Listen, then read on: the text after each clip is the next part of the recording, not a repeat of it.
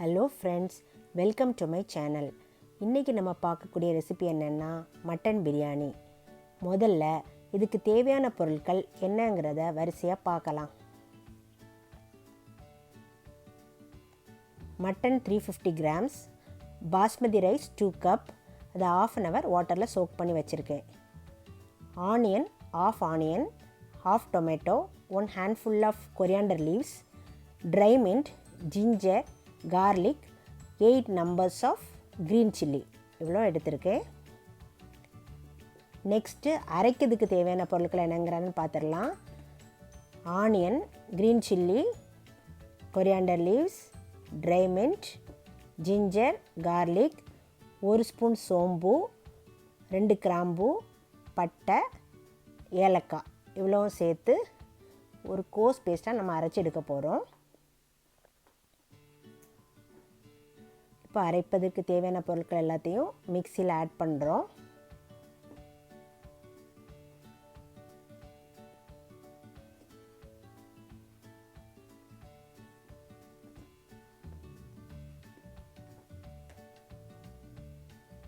இப்போ இதை ஒரு கோஸ் பேஸ்ட்டை அரைச்சி எடுத்துப்போம். அப்போ தான் அது பிரியாணிக்கு ரொம்ப நல்லாயிருக்கும். ஒரு பாத்திரத்தில் மட்டன் எடுத்துட்டு அதுக்கு கூட மஞ்சப்பொடி, சால்ட், கொஞ்சம் ஆயில்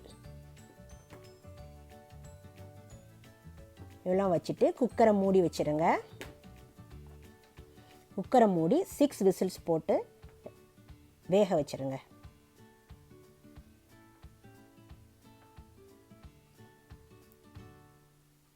இப்போ ஒரு பெரிய பேனில் ஆயிலும் கீயும் கலந்து எடுத்துக்கோங்க.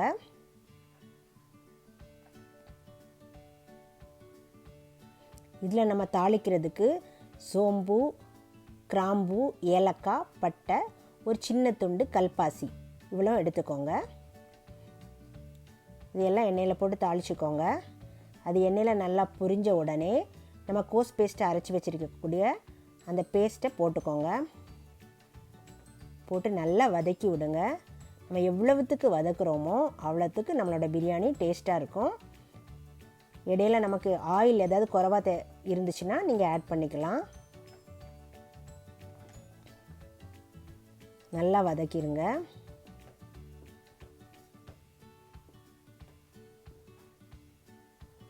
இது நல்லா வதங்கின உடனே நம்ம நெக்ஸ்ட்டு டொமேட்டோ ஆட் பண்ணணும்.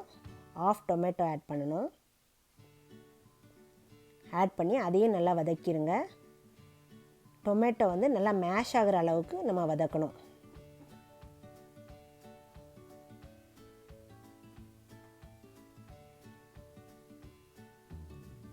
இப்போ நம்ம டொமேட்டோலாம் நல்லா மேஷ் ஆயிடுச்சு.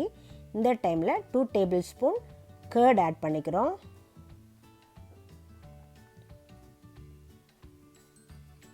ஆட் பண்ணி நல்லா வதக்கி விட்டுருங்க.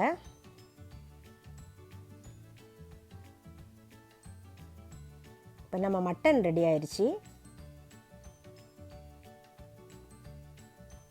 பார்த்திங்களா, நம்ம மட்டன் சூப்பராக ரெடி ஆயிடுச்சு.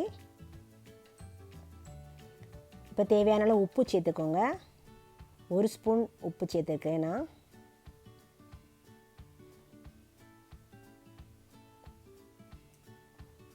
அந்த ஸ்டாக்கை தனியாக எடுத்து வச்சுட்டு மட்டன் மட்டும் நெக்ஸ்ட் ஆட் பண்ண போகிறேன்.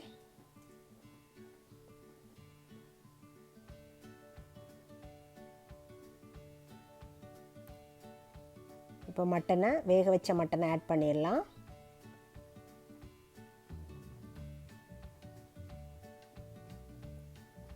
ஏற்கனவே நமக்கு சில்லி எல்லாம் ஆட் பண்ணியிருக்கனால வேறு எதுவும் தேவைப்படாது. 1 ஸ்பூன் கரம் மசாலா மட்டும் நம்ம ஆட் பண்ண வேண்டியது இருக்கும். ஆட் பண்ணிக்கோங்க. நல்லா மிக்ஸ் பண்ணி விட்டுருங்க. இப்போ அந்த ஸ்டாக்கை ஆட் பண்ணுறேன்.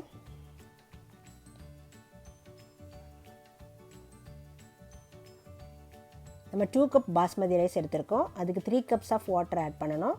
மீதி இருக்க 2 கப்ஸ் வாட்டரையும் ஆட் பண்ணிடுறேன். நல்லா மிக்ஸ் பண்ணி விட்டுக்கோங்க. இந்த ஸ்டேஜில் ½ லெமன் எடுத்து ஸ்குவீஸ் பண்ணி விட்டுருங்க.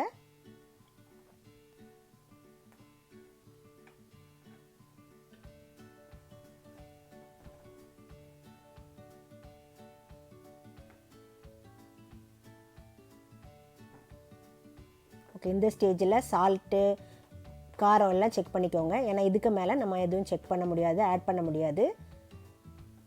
மீதி இப்போது ரைஸை நம்ம ஆட் பண்ணிடலாம்.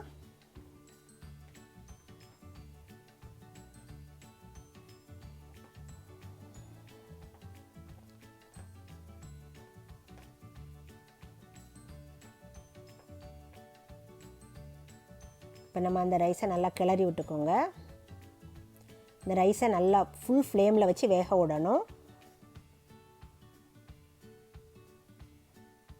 எவ்வளோத்துக்கு வேக விடணுன்னா, மேலே இருக்க தண்ணியெல்லாம் ஃபுல்லாக போய் மேலே வந்து நமக்கு ரைஸ் தெரியும், அந்த அளவுக்கு வேக விடணும். இப்படி வந்த உடனே நம்ம அதை சிம்மில் வச்சுட்டு மேலே ஒரு டிஷ்யூ பேப்பர் போட்டு தம் போட்டு விட்டுறணும். 10 மினிட்ஸ் தம்மில் போடணும். 10 மினிட்ஸ் தம்மில் போட்டுட்டு சுவிட்ச் ஆஃப் பண்ணிடணும். 10 மினிட்ஸ் தாண்டின உடனே அதுக்கப்புறம் இன்னும் ஒரு 10 மினிட்ஸ் அப்படியே அடுப்பில் வச்சுட்டு அதுக்கு பிறகு தான் நம்ம ஓப்பன் பண்ணி பார்க்கணும் நம்மளோட பிரியாணியை. இப்போ நம்ம பிரியாணி சூப்பராக தயாராகிடுச்சு. பாருங்கள் எவ்வளோ அழகாக வந்திருக்குன்ட்டு. ஒன்றோட ஒன்று ஒட்டாமல் ஒரு ரைஸ் கூட உடையாமல் ரொம்ப அழகாக வந்திருக்கு. அவ்வளோதாங்க, நம்மளோட மட்டன் பிரியாணி ரெடி ஆயிடுச்சு. நீங்களும் செஞ்சு பாருங்கள். இன்றைக்கி நாங்கள் ரைத்தாவோட வச்சு இதை சாப்பிட போகிறோம். என்னுடைய சேனல் பார்க்குற எல்லாருக்கும் ரொம்ப நன்றி.